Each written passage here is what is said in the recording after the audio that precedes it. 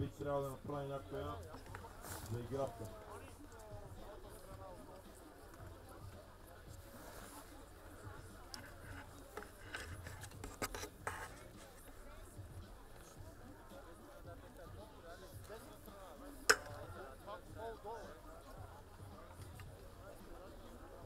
Първопаров миналата година, ако не се лъжа, беше втори или трети.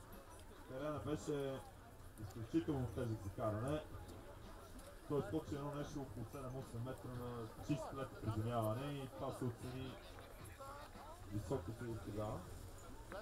Така че той си идва с визитка на топ 3 от миналата година.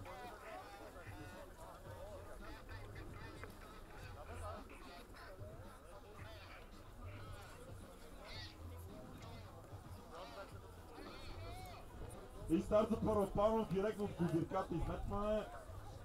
Доста агресивно начало от разбитото.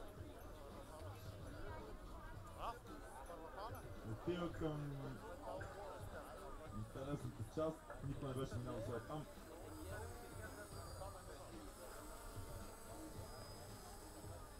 Много добър контрол.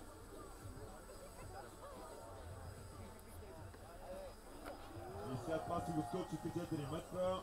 Лепна му. И това са следите, за които говоря. Вижте, той с едната така влезе на следата. Добре, че запази контрол. Оу! Туч! Това се вече туч! Много изчистено каране, много добра линия. Това става дума.